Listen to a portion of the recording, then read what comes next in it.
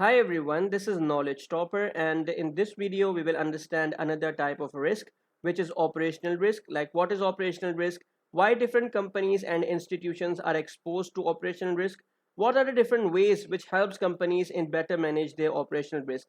We will understand all of this with the help of four different real life operational risk examples that I have prepared for you guys. Please stick to this video till the end, as all parts are very informative for your understanding. Okay, so let's start it. If we discuss a definition first to have a basic understanding, it says that operational risk is a type of risk that every organization faces and is concerned. Please concentrate on these words, okay? And is concerned with the risk arising from people, processes, systems, and external events that could negatively impact the company's ability to achieve its business objectives. Okay, now to better understand operational risk, let's consider some examples. Okay, all these examples involve operational risk, as we discussed in our definition, that operational risk is concerned with the risk arising from people, processes, systems, and external events. Okay, if we talk about operational risk arising from people, we take example of a fraud. Okay, we all know that fraud can occur within an organization, where an employee might manipulate financial records, or engage in embezzlement, like theft or stolen money. Okay, and the impact of fraud on an organization can be significant, and it ranges from financial loss to reputational damage of a company.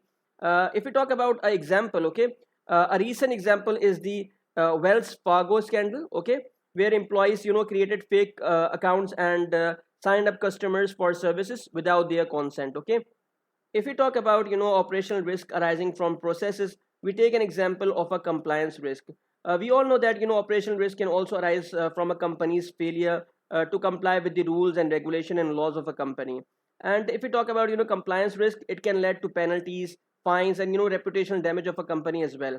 One example of this is the recent scandal that we discussed in our first point here, like Wells Fargo, where the company was fined $185 million for opening millions of unauthorized accounts. Okay, where basically their employees created fake accounts and they signed up customers for services without their consent.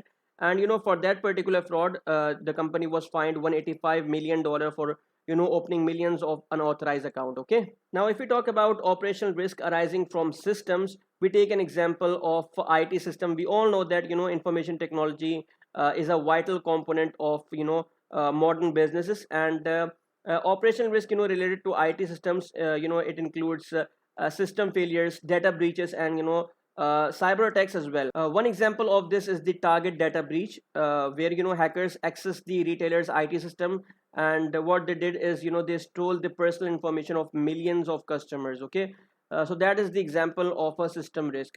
Now if we talk about physical risk, basically operational risk can also arise from physical factors such as natural disasters, accidents, or equipment failure as well. If we talk about the example, it was 2011 Fukushima nuclear disaster that was caused by an earthquake and a tsunami, and it led to a significant loss of life, as well as long term economic and environmental consequences as well. Okay, now if we talk about operational risk management, like how to manage operational risk, basically to manage operational risk, companies should develop a comprehensive risk management program that must include the following steps. Okay, number one is identify and assess operational risk. In this step, what companies need to do, they need to identify and evaluate potential operational risk and their impact on their businesses. Okay, then they need to mitigate operational risk. After identifying operational risk, what companies should do, they need to implement risk mitigation strategies, such as implementing internal controls. They need to train their employees as well, or they might need to focus on outsourcing as well. Then if we talk about monitor operational risk, companies need to continuously monitor operational risk to ensure that their risk remains within the acceptable levels. Okay, and at the end they need to report and respond to operational risk as well, where companies should have a process to report and respond to operational risk, that includes incident management, escalation, and most importantly the communication. It is a very important process that companies should need to focus on communication, okay, to relevant stakeholders most importantly. So all these are the important steps to manage operational risk, okay. And at the end, I just want to say that operational risk is as important as other important type of risk that companies must focus on and properly manage to achieve their business objectives. So this is all about operational risk. I hope you like today's video. If you like this video, thumbs up. Do appreciate our hard work in creating this particular video for you by subscribing our channel Knowledge Topper, as well as like our Facebook page.